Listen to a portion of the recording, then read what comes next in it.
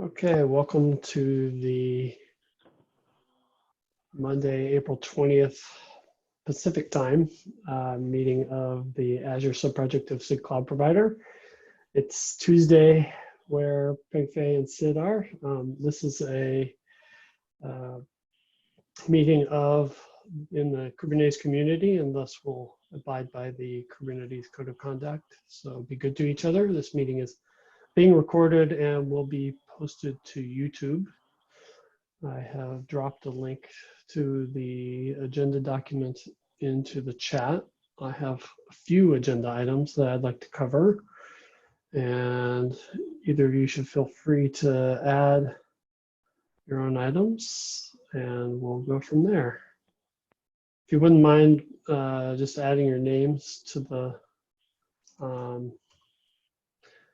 attending list, that would just be helpful for future reference.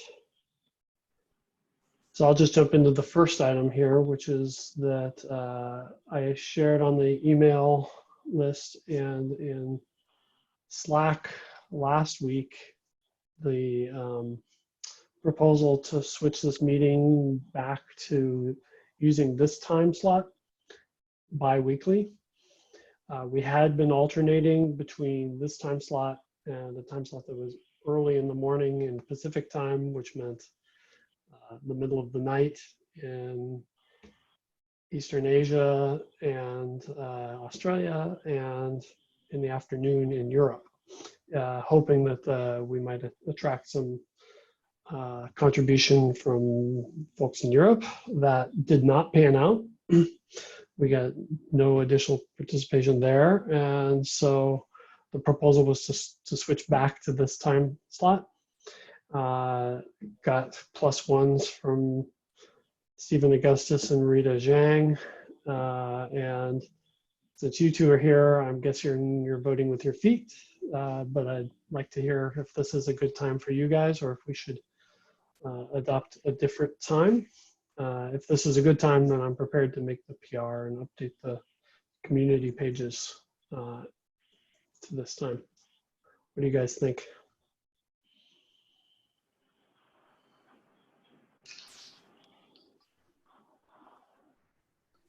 Yeah, so I think the time is good. Okay, that's good for you, Pengfei?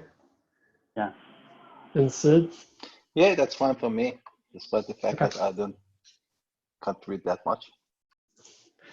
Okay, well, any contribution at this point is great. All right, so I will make that PR in the next day, and we'll have that updated.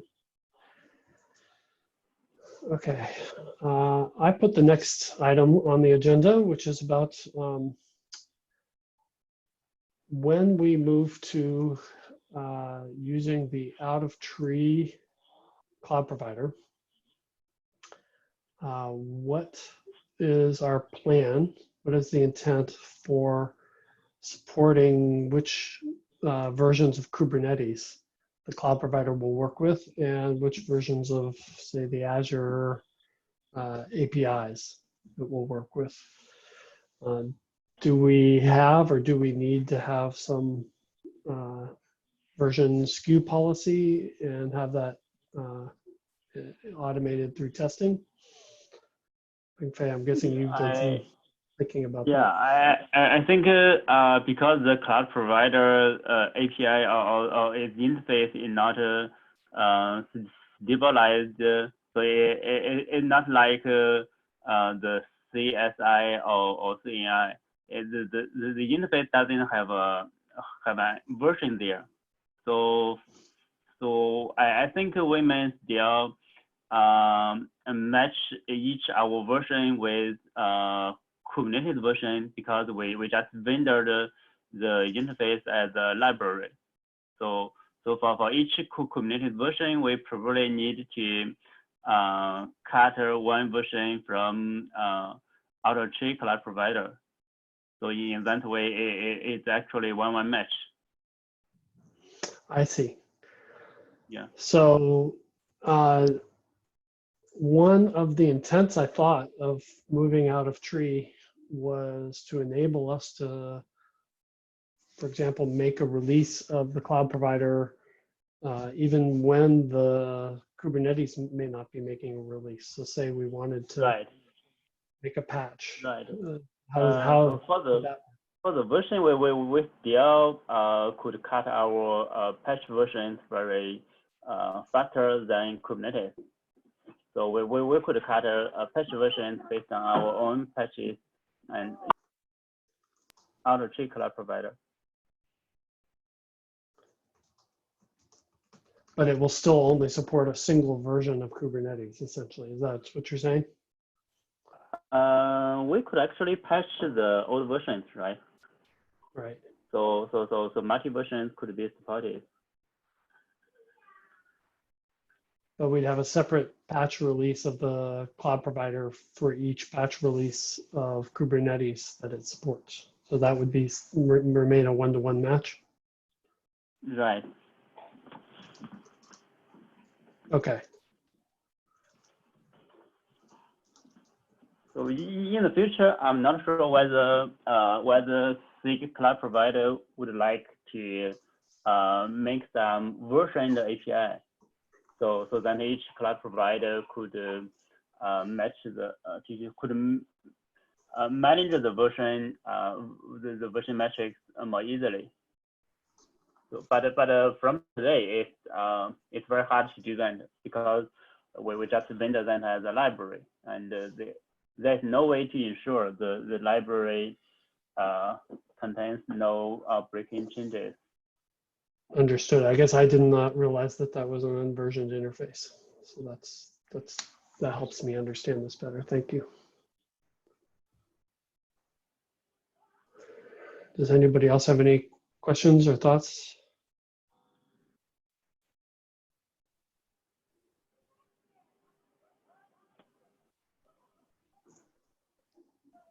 Okay, I think that's fine for that issue then. I also wanted to think about, there's a new KEP for providing LTS in Kubernetes. And the proposal is to support, to basically add one more minor version support of Kubernetes. So it'd be, you'd need to support -3 versions, and it would provide 14 months of patch version support.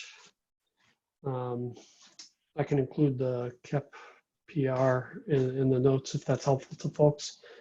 But what I'm wondering is, are there implications for us in the cloud provider? What would that mean? So do you know the status of this KEP? So have it been approved or still under discussion? It's still in the provisional state. Let me find the link to that. Okay, so I think if the LTS is approved very faster, and so for us, the outer cloud provider is still not stable yet, then it may introduce some troubles for us. For example, I'm not sure the traffic standard for LTS branch, but for Azure, so some APIs or some Azure changes may require some new features. So for example, the API version may be required with the new version. I'm not sure whether it is allowed to update those dependencies in this long-term support branch. I think that makes a lot of sense. Is it possible, I added the link to the PR for that enhancement. Is it possible for you to add some comments and questions about that specific potential issue? Yeah.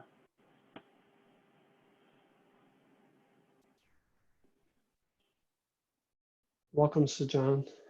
I don't know if I'm pronouncing your name correctly. Yeah, it's correctly Sajan. Sajan, great, welcome. Thank you. I'm not sure we've had the pleasure of your presence in the Azure No, Subproject it's my meetings first before. time. You're It's my welcome. first time. You can see it's a small audience today. Just a reminder, this is being recorded, but I just wondered if you could introduce yourself real quickly and make sure that we're able to meet your needs as a new Actually, member of our community. I'm here new to Kubernetes, and I'm just poking around, looking at stuff, trying to figure out how companies are using Kubernetes and all, and utilizing the best of Kubernetes to grow their businesses and all. And Gotcha. eventually, it will help my career. This what I'm looking here. Excellent. Well, welcome very much. You've stumbled into the corner of Kubernetes that makes sure that Kubernetes runs correctly on Azure. Yeah, The Azure thank you. platform provider. So feel free to ask questions and raise questions and poke and help where you can. That'd be helpful. Sure, sure. Okay. So Pengfei, you're going to add comments to that cap? I would have a look at that cap. So I didn't check the details of that cap yet. Okay. Yeah. Any questions about that cap for you, Sid, or is this the first you're hearing about it?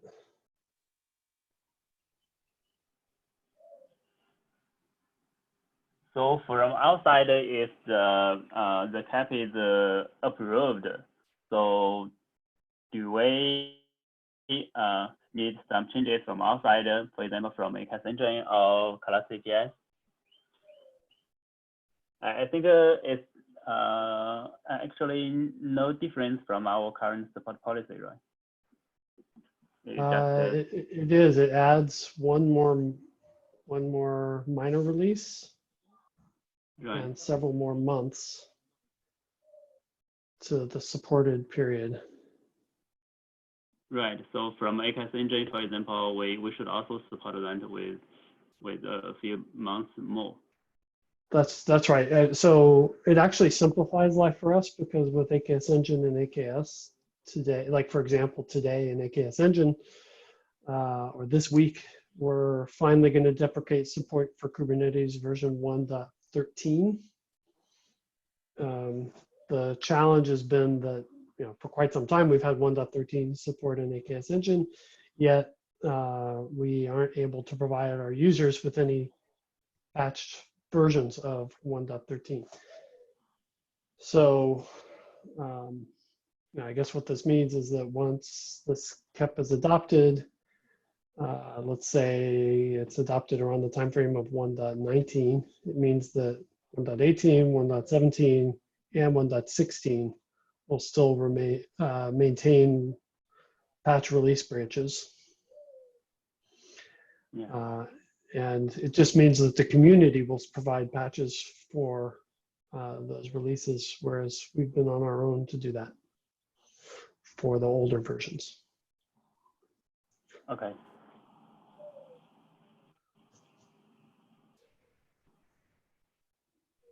I actually am thinking about going and talking to that working group and advocating to be even just a little bit more aggressive and add one more version, because Azure, we're actually faster than most of the other cloud providers to adopt the newer versions.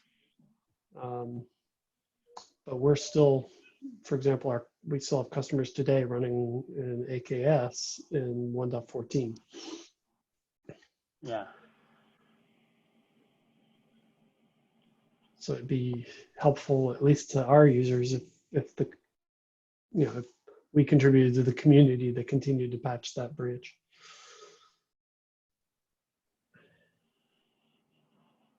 Any thoughts on this subject, Sid or Sejin?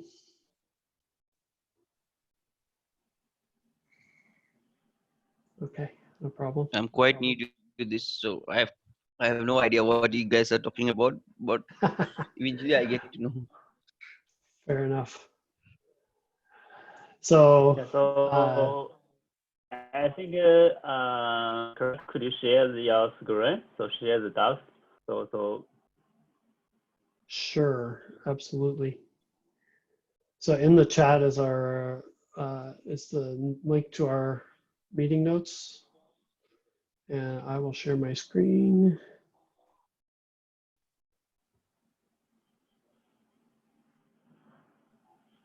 The Zoom client has been updated since I have used it much.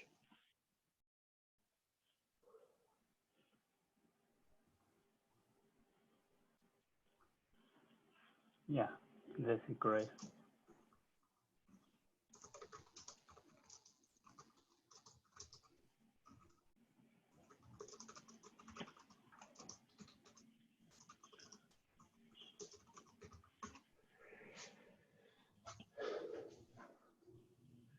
Feel free to add to my notes as well if I'm not covering everything.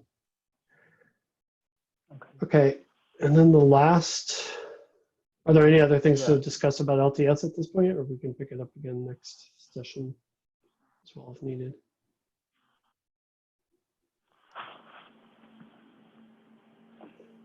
Okay, and then somebody added improved test coverage. Yeah, this is added by me. So I shared the links of the test coverage improvement plans. So, so for last release cycle, we have refactored all the error clients to support the retry after header from various error clients, and also to support the backup retries, rate limits, and so on. So this helps a lot to resolve the throttling issues across different clients. But after that, our clients are still using the fake clients. So we should switch that into our new way and improve our test coverage. So I just did a document to improve the unit test coverage as well as the end-to-end test coverage. So I listed some snapshots of current state. So we have some interns working on this project to help improve this. That's fantastic. So I'm not Yeah. sure what And also, what this graphic comes from. So what am I looking at here, Pingfei? so this is this picture is taken from I have a link below the picture. So actually I run a test coverage and upload that to codecoverage.io, and then they would show the test coverage line by line. So we could actually check there. So which line have already been covered, and which lines of code we could improve. So it's actually much easier for us to check how could we improve the test coverage. Excellent. Yeah. So in this release cycle, I think we would put many efforts on this area to ensure the most of our codes are covered by the unit test and also the end-to-end test. Well, this will be a very nice complement to the scale tests we've been doing as well. Right. So for end-to-end test, we should also coverage the risk conditions scenarios for concurrent requests from different resources. So for example, the VMSS updates may be conflicted with load balancer updates. So we didn't know that before, but just learned from last release cycle. So in our end-to-end test cases, we should cover those risk conditions.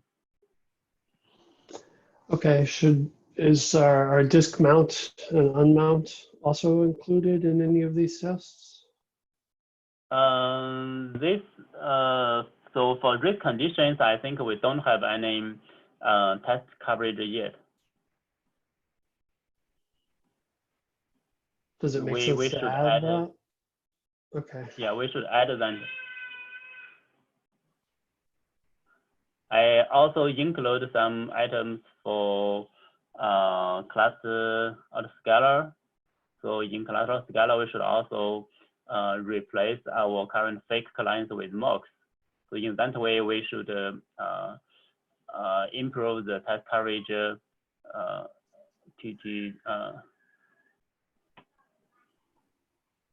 to more scenarios.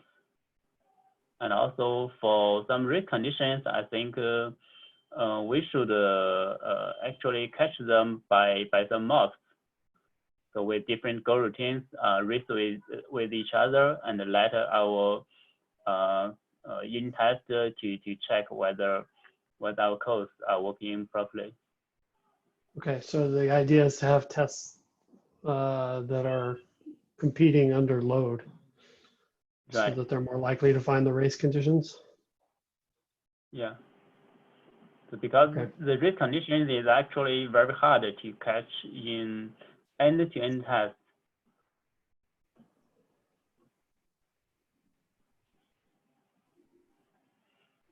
Yeah, and the last one is, so we want to recheck what has been missing in our current end-to-end test.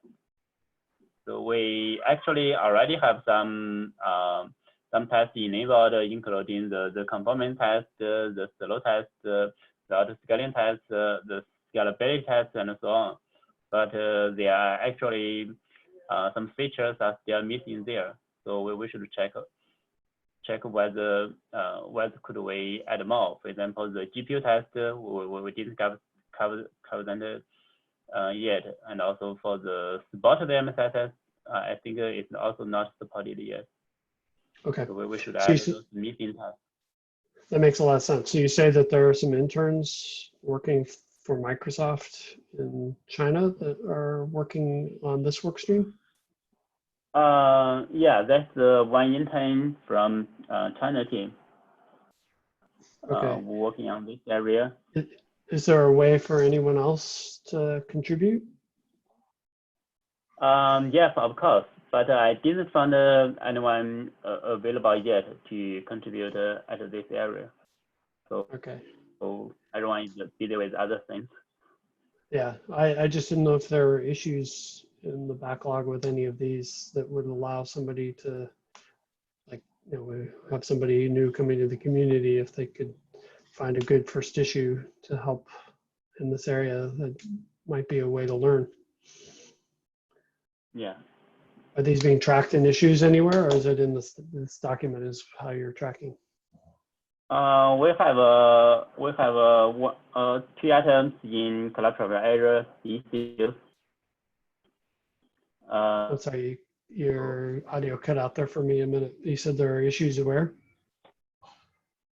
Let me find the link. And the team path.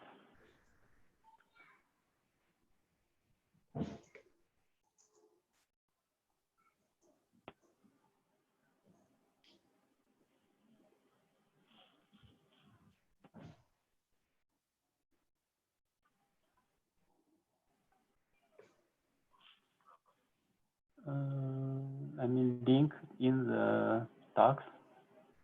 So I just pasted links. Great. Yeah, and also Jack Francis has also added another test cases about multi-node pool cluster.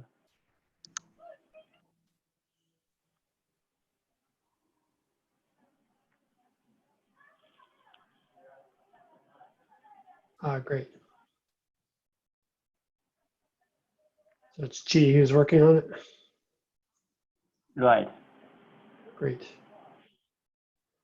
Actually, so in the test coverage document, the first part has already been finished. So I would make up more updates on the docs Okay, later. that'd be useful.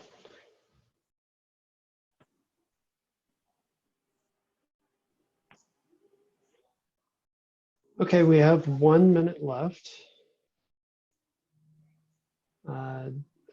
Let's leave some time for any questions. Anybody, you have anything else to bring up, Fei, or anything Sid or Sajin you're interested in? No, nothing from my side. Thank you. Nothing from my side too. Okay, great. Okay. Well, thank you very much, everybody. And we will see you I'm going to add John here. We'll see you in the same place, same time in 2 weeks. Look for the PR to the change to the meeting time coming shortly. Okay. Have a Thank great you. day. Thank you, Craig. Bye all. Thank you, guys.